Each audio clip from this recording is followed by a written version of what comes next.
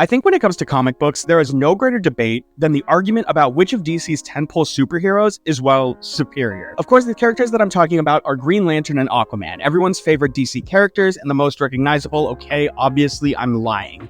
I'm talking about the debate that rages over who is the better character, Bruce Wayne, aka Batman, or Clark Kent's Superman, and for a long time, I couldn't really understand why this was a debate. I mean, Batman was the cool, gritty, and dark detective with no superpowers, going against the madness of Gotham City and stepping toe-to-toe with metahumans and humans alike, and while Superman was just the overpowered, goofy guy that couldn't be killed and ruined plots due to just how broken he was, and the fact that his main adversary was this bald guy obsessed with green rocks was a little embarrassing. And before we go any further, I wanted to get this on the record right here and now. My two favorite superheroes ever are Nightwing and Spider-Man. But I would say that rounding out the top 5 are probably Batman, Superman, and most recently Invincible, because the story, at least in the comics, was just extremely fun to read. And I say this to say that this video will not be a hit piece on Batman or the Bat family, but rather a praising of Superman and how growing up has made me appreciate the Big Blue Boy Scout more than ever before.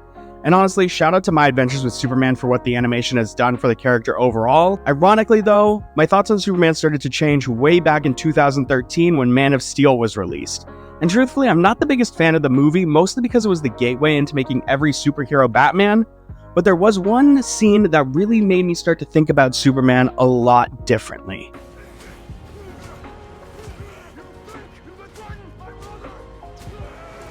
And that scene really started to get me thinking about Superman for one major reason.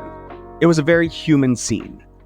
And for all of those Superman fans out there, I know that this might sound obvious to you, but what that scene did so perfectly was put Superman's struggle into perspective. For so long, watching and reading Superman comics when I was a stupid teenager, I couldn't help but think, where was the drama? Where was the struggle? I mean, there wasn't really anyone on the planet that could challenge Superman's strength when he went all out, but his strength was never really what was being challenged. It was his humanity. For a while, I struggled to deal with Superman's relatability, and despite that praise I gave that singular moment in Man of Steel, the Snyderverse did a lot of damage in that regard. I mean, he made Superman more brooding, and he was always stylized as this ultimate weapon where his physical strength was highlighted above all else. But after watching My Adventures with Superman, a review of which is coming soon, things really started to change. My Adventures with Superman does not just show you Clark Kent, the superhero. It shows you Clark Kent the guy, a guy who's figuring out who he is, navigating relationships, struggling with self-doubt, and trying to live up to the impossible expectations placed upon him. And the show really reintroduced me to Superman as a character who cares deeply, not because he has to, but because that's just simply who he is. He cares deeply for a world that truthfully cares pretty little about him. He's hopeful in a world that often feels hopeless. He's compassionate in the face of cruelty, and he's earnest in a way that's genuinely refreshing in a sea of anti-heroes and morally gray protagonists. Clark is a good guy to his core, and when I think about when Superman first came out in 1938, and what the world was looking like at that time, it's no wonder why so many people resonated with the Superman.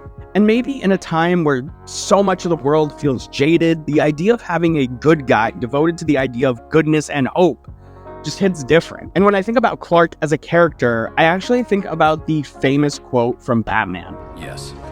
And if he wanted, we'd be dead already. Deep down, he's a good person. And deep down, I'm not.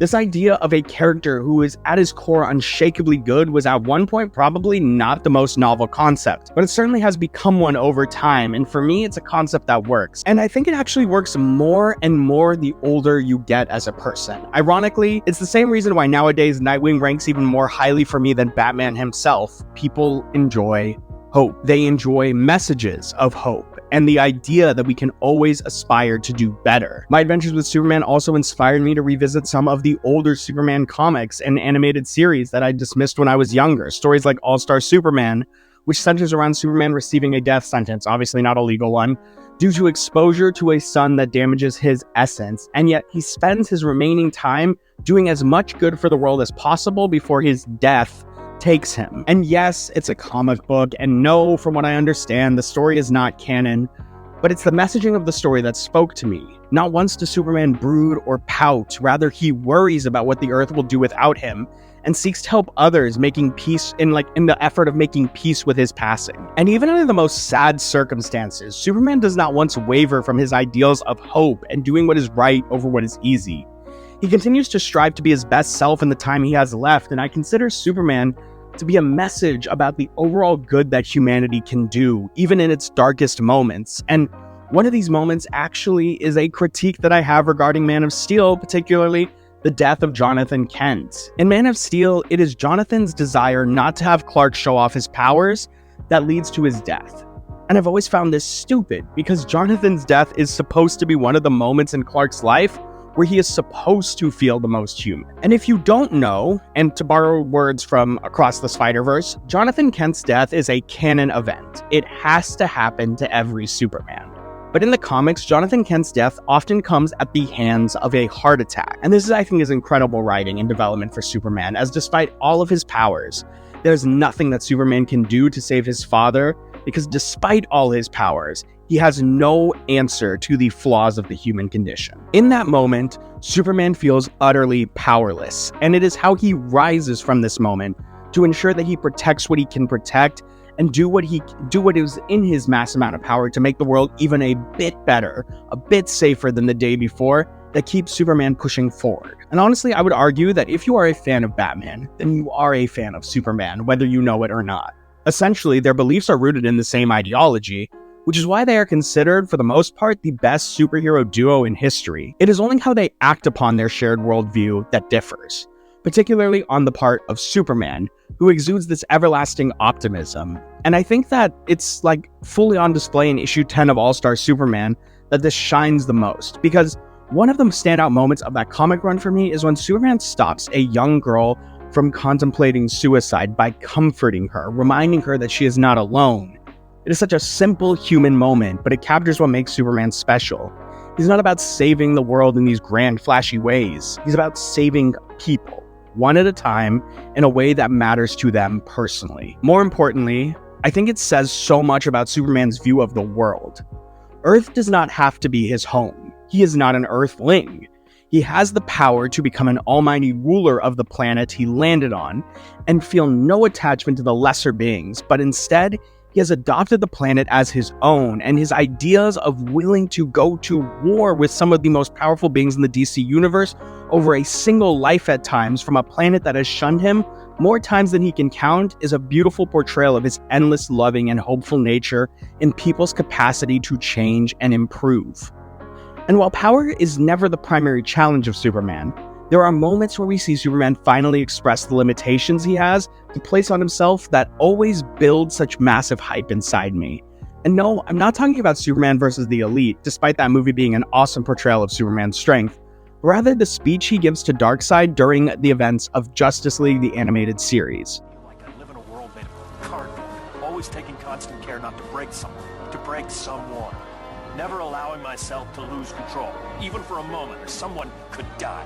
I mean, obviously, the absolute beatdown he puts on Darkseid is exciting, but it's the sentiment of his words that always resonated with me. I said it earlier, but there is not a mortal on Earth that can really stand toe-to-toe with Superman, especially if he had adopted Zod's ideology. But rather than an ideology of superiority, he embraces a level of conformity for the comforts and safety of others.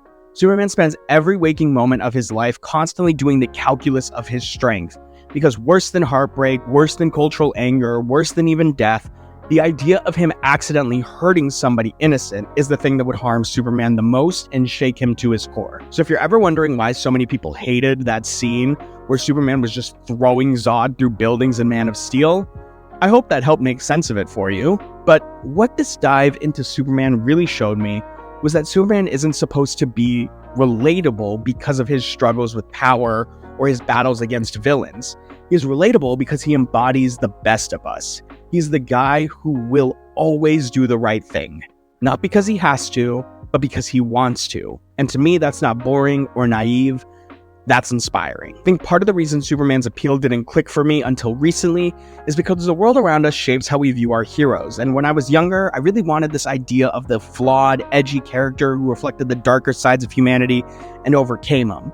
Batman felt like the perfect counterpoint to Superman's optimism. He was gritty, complex, and dealt with a world full of moral gray areas. But as I've grown up, I've realized that Superman's optimism isn't just the counterpoint to darkness. It's a challenge to it. It's a declaration that even in the face of overwhelming odds, we can choose to be better. And honestly, in a time where so many superhero stories lean into cynicism or moral ambiguity, Superman feels refreshing to me.